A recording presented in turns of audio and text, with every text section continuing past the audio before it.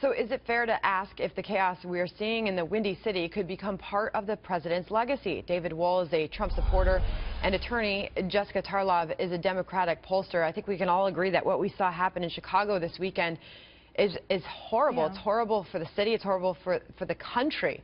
Jessica. Yeah, I echo your sentiments. To see those numbers up there, it's painful. I know that it's painful for everyone on both sides of the aisle, and certainly for the president, who's spoken about the violence in his hometown and how powerless he feels to be able to help. But a lot of people ask when. Can I stop there? Because that's really part of the criticism, Jessica. We don't hear him address the problem. Well, he did talk about it. I know that he talked about it last year. I'm blanking on the date. Did you see what happened this weekend, Jessica? No, I don't. I myself have lodged this criticism of the president that he does not talk about it enough. He doesn't talk about crime within the African-American community, black-on-black violence. I am not saying that he has been perfect on this issue, but certainly you don't want to be arguing that President Obama doesn't care about violence like this. David, this is an historic surge that we are seeing. The numbers are undeniable.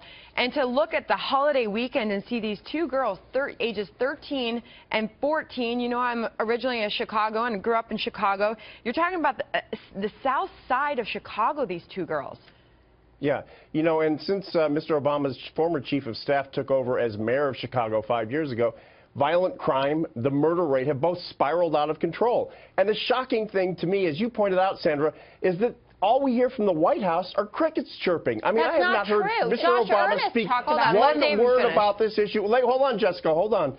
And Mr. Emanuel, the mayor of Chicago, did have a national press conference last week. Did he talk about this violence? Did he talk about the black-on-black homicide? No. No, what he talked about was ensuring America that Chicago is a sanctuary city where lawbreakers will be protected, not put in jail, not turned over to ICE, but protected. If I didn't know any better, I think Rod Serling should be narrating the story because it's straight out of the Twilight Zone. It's that tragic. Jessica, it is difficult to see the mayor, Rahm Emanuel, step in front of the people of his city and say, you are safe here. This is a sanctuary city. That was difficult as we watch these crime rates rise at a rapid rate. Absolutely, and Rahm Emanuel is hugely unpopular. I think this matters more for his legacy than President Obama's.